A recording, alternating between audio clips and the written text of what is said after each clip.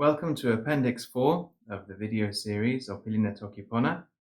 In the previous appendixes, I talked about what language is and how we truly acquire it, and that is part of the reason for this video series, to show that to people rather than simply arguing it or even proving it. But now comes an interesting question. If everything I've just told you is true in the other videos, then why are people still using old methods? Why are people still under the impression that language learning is a question of explicit knowledge and skill building? Well, I can think of at least two reasons, and I would like to share them with you now, and I hope that you find them plausible. The first one is that old theories die hard. And I want to give you an example of an old theory that did die hard. That's miasma theory. What's miasma theory? Well, miasma theory was the theory that bad air spreads diseases. So miasma means bad air or bad smells, basically. This is a print from 1831 depicting cholera as like a bad air that's spreading over the city. Enough of that. And it's very easy to understand why people would have thought that, because bad smells come from dirty things.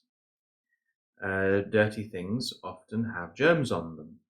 So smelly things do often make you sick. This is true. When you want to get rid of a dirty smell, whatever you use to get rid of the dirty smell very often gets rid of the germs too. So, smelly thing makes you sick. Thing that's not smelly anymore doesn't make you sick. It's it kind of makes sense, and you can see why that idea stuck around for a long time. But when people actually did their research, they realized something. So you have a smell, right? So let's say this is the smell, and this is the germ, microorganism, okay? And then the bottom line is getting sick. That'll have to do, okay. So when there are bad smells, people get sick. Nice start, but when there are bad smells and people get sick and you check, there are always germs around. When there are bad smells, but there aren't any germs around, do people get sick? No, they don't. If there are no bad smells around, can people still get sick? Well, yes, if there are germs around. So what does this tell you? This tells you that it's actually germs that spread disease and not bad smells. Now, was miasma theory something from the Dark Ages or something? Well, no. 1847, Semmelweis, in fact, one of the videos that I did is about him. 1847, he was working in a hospital in Austria, and he was in charge there, and he saw that doctors were going from autopsies, handling dead bodies, to helping mothers deliver babies. And he said to himself, well, what if we wash our hands? Why not? He instituted a policy of hand washing, such that anybody who had been in the morgue would wash their hands before going to help mothers with their babies. The mortality rate went from 18% to 2%. But nobody liked Semmelweis, and nobody liked his theory, because his theory was based on germ theory. At the time, everybody believed in miasma theory. So when Semmelweis left, they ended the hand-washing policy and the death rate went back up. It's unbelievable to think of it. It took until the 1870s with people like Pasteur and Koch to actually get germ theory accepted. Because Pasteur really was a celebrity in his own time because of his discoveries and the way he had helped things like the silk industry. But you think, 1870s, whenever we talk about the 1800s, it sounds like, prehistory or something, but no. The 1800s were a very advanced time. There were scientists reading the newspaper with their morning coffee, going to work in their labs, sending each other telegrams, riding around on steam trains using flush toilets, who believed in miasma theory.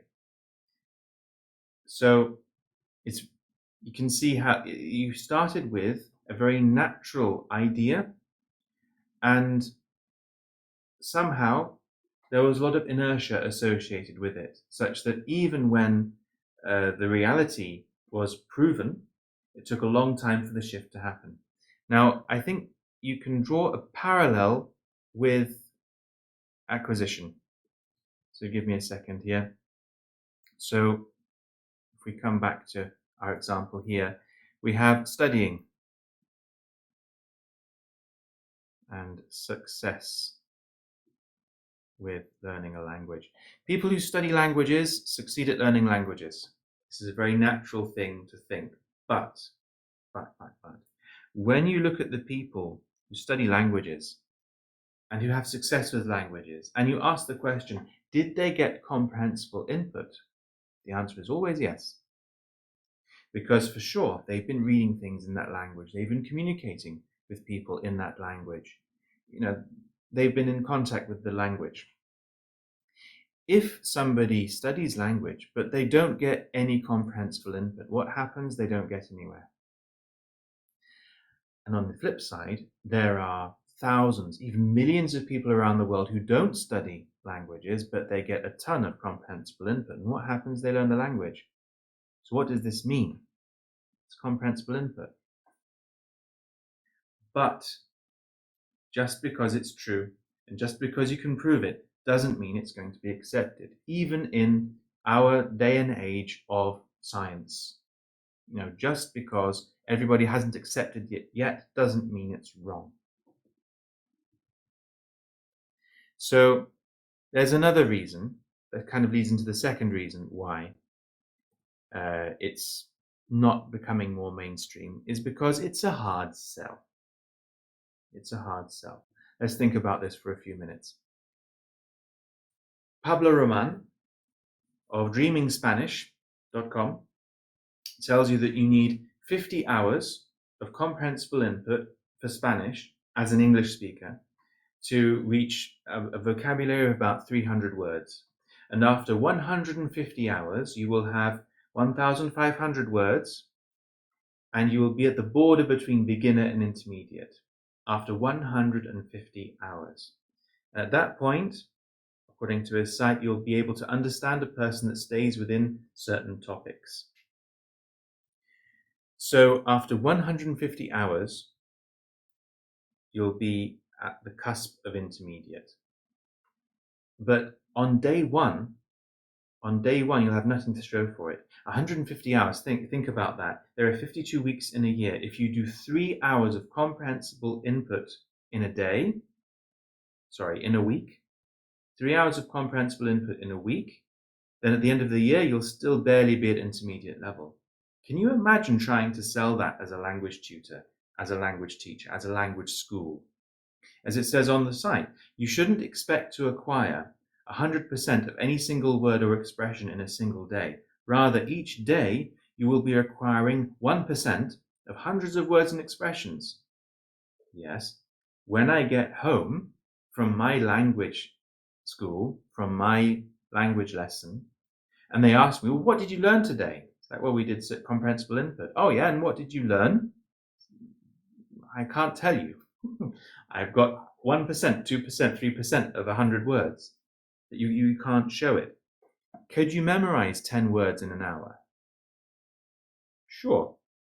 Could you memorize 1,500 words in 150 hours? Well, yes, that's an explicit learning system. But then what would it be? It would be, well, what did you do at the language class today? Well, we memorized 10 words. You've got something to show for it. You can say, I memorized this word. I learned this rule. I mastered this rule. And what can happen is that people go for that kind of a thing with the explicit knowledge. And as we just said, because they're probably getting a whole bunch of comprehensible input at the same time, it's actually the comprehensible input that's fueling the progress, but they think that it was thanks to the lessons. And when you get to that advanced level, you could think it was because you studied, but if it was possible to turn around and calculate the amount of comprehensible input you actually got, you would see that it was the 600, 700 hours that, Pablo Roman and the ALG people say that you need. And you could have got that with pure comprehensible input. So study might help you to say something on day one. Study can make you feel like you're making progress, and study can even help make input more comprehensible. We'll grant it that. But it's a map, it's not the territory. And the sooner you spend time in the territory, the better. Pure comprehensible input does work, but you need to hold your nerve for that first 50 hours and trust that it will work. So how can you build that trust that it will work? Well, you could watch your pilin Toki Pona. 10 hours of comprehensible input is enough for you to experience how comprehensible input works, and you acquire the language and the rest of it. Yeah, exactly. So now we've come full circle, and that's why I made this course. So yeah. Anyway, like I said, I am a fellow traveler. I am not an expert. I just wanted to present my reasoning behind this course, and also maybe share some helpful ideas. And if I've made some mistakes somewhere, then feel free to let me know and write in the comments or something. But wrong or right, I hope that it's been food for thought, and it will help you along on your language learning and teaching journey. Thanks for watching.